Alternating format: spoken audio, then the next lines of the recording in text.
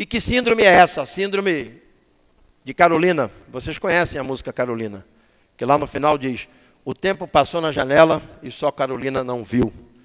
Enquanto nós estávamos na luta da Constituinte, da Constituição Feminina, cidadã dos direitos, de lá para cá construindo sistemas, o SUAS da assistência social, fui relator do Sistema Nacional de Cultura, aprovamos o Sistema Nacional de Educação Básica Articulado, e eu vou concluir, por trás disso tudo, a transformação da economia do mundo levava exatamente a natureza do processo de acumulação das riquezas, saindo da produção e saindo, consequentemente, para a esfera da renda dos juros, da renda eminentemente monetária. Isso se consolidou a partir dos anos 80, com os grandes blocos de riqueza existentes nos centros econômicos mais fortes do mundo, saindo ávidos como matilhas de lobos em busca da caça. E a caça eram exatamente os ativos patrimoniais, as famosas estatais dos países dependentes, e, acima de tudo, os ativos financeiros, os títulos da dívida imobiliária. Eu perguntei ao Meirelles, numa audiência na Comissão Mista de Orçamento, se ele podia, eu não sou economista, se ele podia me entregar uma literatura que explicasse e que justificasse em que lugar do mundo o papel do Tesouro Nacional é tirar da maioria e entregar para a minoria. É um Robin Hood ao contrário. Tira da maioria, joga dentro do balaio um conjunto de fundamentos de macroeconomia e política monetária e depois tira da maioria e dá mais para a minoria. Vejam os números. Empréstimos através de papéis da dívida imobiliária e dívida pública. De 94 a 98, a dívida saiu de 29,2% do PIB para 42,6%. A dívida total. Nesse período, o percentual da dívida inerente a papéis, a títulos do Tesouro Nacional, subiu de 11,5% para 35,4%. Me perguntaram essa semana, no Sinduscom, lá em Pernambuco, num debate, mas o mercado financia o déficit público. Não, é o déficit público que é gerado por financiar a acumulação rentista. É o inverso. Porque o Estado tem capacidade fiscal. E a capacidade fiscal está sendo transferida não para financiar a produção e as políticas sociais, mas para financiar a acumulação rentista, né?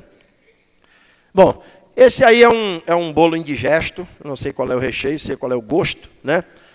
Que é o projeto de lei orçamentária de 2009, para vigir como Lei Geral do Orçamento da União em 2010. Vocês estão vendo ali aquela fatia cor de abacate, juntamente com a fatia cinza?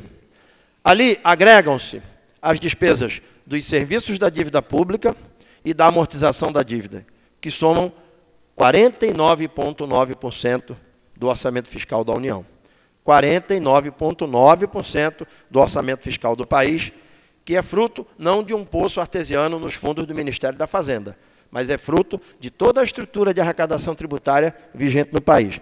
Agora, vocês estão vendo essa parte aqui, cor violeta, embaixo? Daqui eu olho do lado direito, vocês certamente vão vê-la do lado direito, né? Deixa eu ver se eu acerto. Olha, eu já fui me amostrar aqui, já... Deixa eu ver. Pronto. Vocês estão vendo aqui, essa parte aqui, despesas discricionárias, e aqui, encargos da dívida e amortização. Olhem a brutalidade dessa divisão. Despesas discricionárias, 9,97%. Juros e encargos da dívida, 6,3%, com 43,5%, você faz uma promoção, dá quase 50% do orçamento fiscal, né? Agora, vamos lá. Olhem o que está contido dentro das despesas discricionárias. Toda a despesa do Bolsa Família, todos os gastos federais com a educação, todos os gastos federais com a saúde, todo o PAC, e aqui, inclusive, os gastos com ciência e tecnologia. Quem quer me convencer de que isso é fruto da aplicação correta de ciência econômica, vai ter que gastar muita saliva. Porque eu já fui convencido antes, pelo mestre Celso Furtado, de que cada sociedade constrói o seu futuro a partir da história. Cada sociedade constrói o seu projeto a partir da luta pela democracia e da luta pela democratização das decisões tomadas pelo Estado. Não há como responder a isso de forma diferente. Mais adiante. Olha a conta. De 2000 a 2007, comunicado 14 da presidência do IPEA, 1,267 trilhão de reais do orçamento fiscal da União, gastos da União para serviço da dívida pública. Todos os gastos federais com a saúde, 315 bilhões. Por isso é que o pedreiro daquele videoclipe está tão mal, e como ele, tantas e tantas outras pessoas.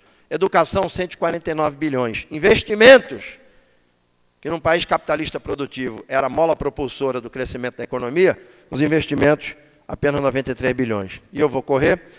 Minha querida companheira pernambucana, a professora Tânia Bacelar, já dizia há 3 anos que o Brasil nunca teve um Estado provedor de educação, saúde, saneamento básico. Em pleno século XXI, as elites continuam tratando a conta-gotas a necessidade de financiamento de políticas sociais, a necessidade de redução do custo do crédito, mas não é para comprar um carro em 60 meses, pagar 2 e levar um para casa, e amanhã ou depois, quem sabe, uma nova bolha de endividamento das famílias dos aposentados e dos servidores públicos para comprometer boa parte do sistema de fomento e acumulação dos bancos privados ou dos bancos públicos. O Brasil continua disparativamente tratando a conta-gotas o financiamento da política social e da política de investimento e tratando a carro-pipa o processo de acumulação das elites rentistas, né? Bom, por isso é que a gente fala que o paraíso fiscal é aqui, e eu sou autor de um outro projeto construído com a PGFN, que constrói uma série de exigências para as empresas offshore que queiram solicitar o CNPJ na Receita Federal para se combater a impunidade e o não reconhecimento dos verdadeiros proprietários dessas empresas, né? O mestre Celso Furtado, entrevistado no filme Um Longo Amanhecer, do professor da PUC do Rio, cineasta José Mariani, dizia, já muito debilitado, quem manda nesse país?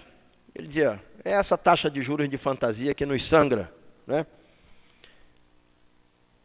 Bom, esse é um dado, eu venho da educação, sou professor universitário, deixei a carreira acadêmica para exercer mandato parlamentar, e esse é um dado recente, publicado há menos de um ano, na Folha de São Paulo. Apenas 42,8% das crianças que se matriculam na primeira série no Nordeste concluem a 8ª série. A média nacional, 53,7%, 50,9% no ensino médio. Quem que responde por isso? Qual é a nossa incapacidade? É fiscal? Não.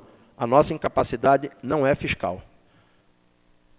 Com todas as suas mazelas, contradições, conflitos e ineficiências, a nossa carga tributária, fruto de uma política tributária construída pelo Congresso a partir da influência dos interesses econômicos e das maiorias, não da sociedade, mas das oligarquias, fez com que o Estado fosse capaz de arrecadar e pagar 1,267 trilhões da renda dos juros da dívida imobiliária, mas é um Estado que no século XXI ainda se encontra nessa situação. O velho que todos nós conhecemos já nos dizia lá atrás qual é o papel da dívida pública, qual é o papel dos títulos públicos, quando a eles se permite entrar nas contas nacionais de maneira completamente desbragada. Diferentemente de quem admite ter relações com os agentes financeiros, ter relações com o endividamento pró-investimento, porque o que é mais desgraçado na nossa dívida pública é que ela não foi criada para financiar o custo do investimento. Ela foi criada para financiar, está sendo cada vez mais o perfil da dívida pública para financiar a acumulação rentista.